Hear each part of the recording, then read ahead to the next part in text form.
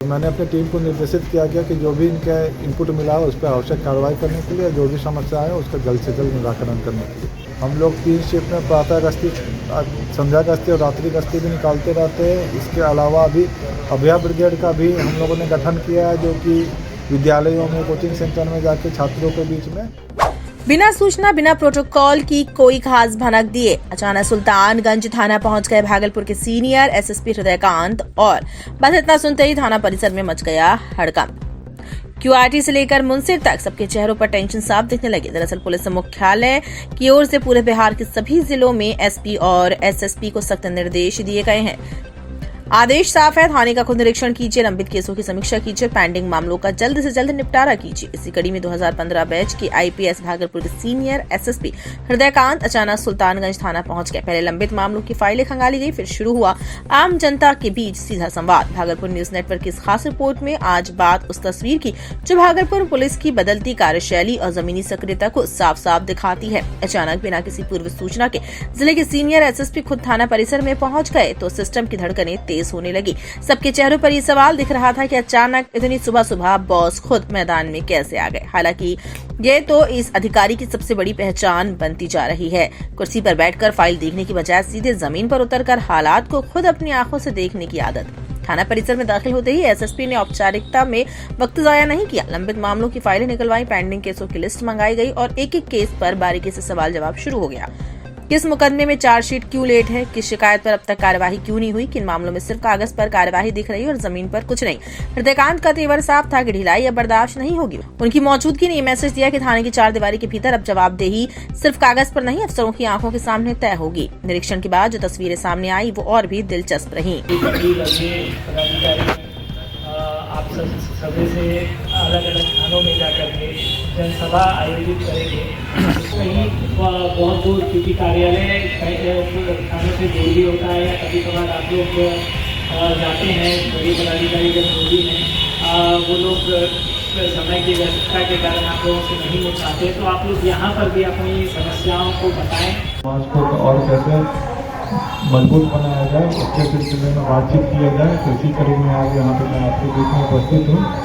सुल्तानगंज से वैसे बराबर आना जाना होना रहता है, कभी मेला को लेके, कभी कोई और वीआईपी मूवमेंट को लेके बस। और आप में से कुछ लोगों से मेरी मुलाकात हुई भी है, कुछ लोग हमारे कार्यालय में भी मिल रहे हैं, बट 1-to-1 इंटरेक्शन के लिए ये इतना बड़ा मौका पहली बार मिला है।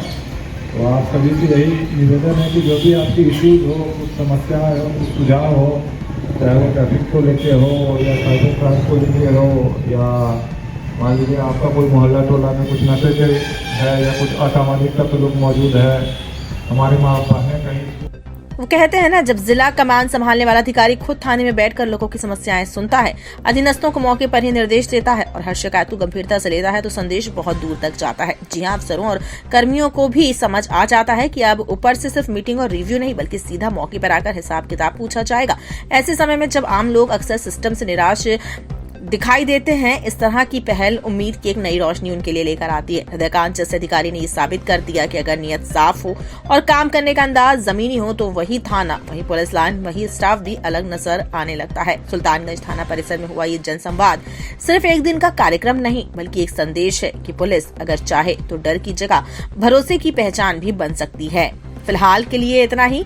आप खबरों के अपडेट के लिए भागलपुर न्यूज नेटवर्क को सब्सक्राइब करें, वीडियो को लाइक और शेयर करना ना भूलें।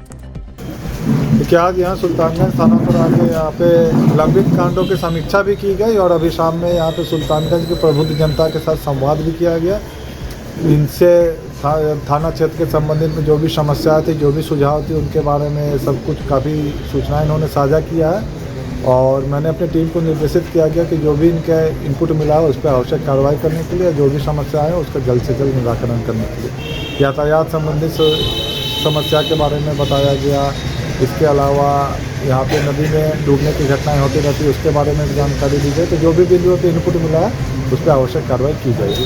सर, क्राइम कंट्रोल को लेकर के क्या कोई रणनीति, नई तरीके की तकनीक लाई जाए? क्राइम कंट्रोल के लिए हम लोग हमेशा तत्पर रहते हैं। पुलिस की ये प्राथमिक कर्तव्य है कि जो भी पेशेवर अपराधी है उस पर लगातार हम लोग निगरानी रखते हैं। सीसीटीवी से भी मॉनिटरिंग की जाती है हम लोग 3 शिफ्ट में प्रातः गश्ती, संध्या गश्ती और रात्रि गश्ती भी निकालते रहते हैं। इसके अलावा अभी अभया ब्रिगेड का भी हम लोगों ने गठन किया है, जो कि विद्यालयों में, कोचिंग सेंटर में जाके छात्रों के बीच में समन्वय स्थापित करते हैं और आवश्यक दिशा निर्देश देते हैं। तो काफ़ी हद पे हम लोग, काफ़ी लेयर पे हम लोग कार्य करते रहते हैं और मुझे लगता है इसी कारण से पूरा अपराध अभी नियंत्रण में है। सर, शहर में कुछ जगहों पे सर सूखे नशों की लत से युवा वर्ग प्रभावित हो रहे हैं, लगातार इस तरह की चर्चा है। सूखे नशे की समस्या की सूचना जब भी आती है तो हम लोग उस पर कार्रवाई करते रहते हैं। पूरे भागलपुर जिला में हमारी टीम सतर्क है।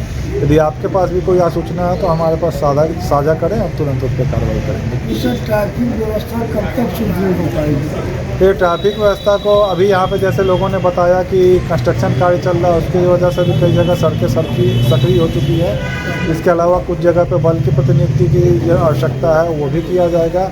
बड़े वाहनों के शहर में प्रवेश पे भी टाइमिंग पे नियंत्रण लगाने की आवश्यकता है, तो उसके बारे में भी स्टडी करने के लिए कहा गया है। और टोटो और ऑटो की जो समस्याएं हैं, कुछ चौक चौराहे पर उनके वजह से भी जाम लगा रहता है, तो उसको भी स्टैंड से ही खुले और निर्धारित रूट पे चले, उसके लिए भी आवश्यक कार्रवाई करने के लिए निर्देश दिया गया है। तो मुझे लगता है कि इन सब बिंदुओं पे काम करने के बाद हम लोग ट्रैफिक की समस्या पे आसानी से निजात पा सकेंगे। सर, पहले महिला हेल्प डेस्क हुआ करती थी, सर अब अभी नहीं है। ये महिला हेल्प डेस्क यहाँ पे तैनात है। हो सकता है कि चुनाव के दौरान कुछ स्थानांतरण वगैरह हो गया हो। महिला पदाधिकारी यहाँ पे जो प्रतिनियुक्त है, उसी हेल्प डेस्क के लिए भी कार्य करती हैं।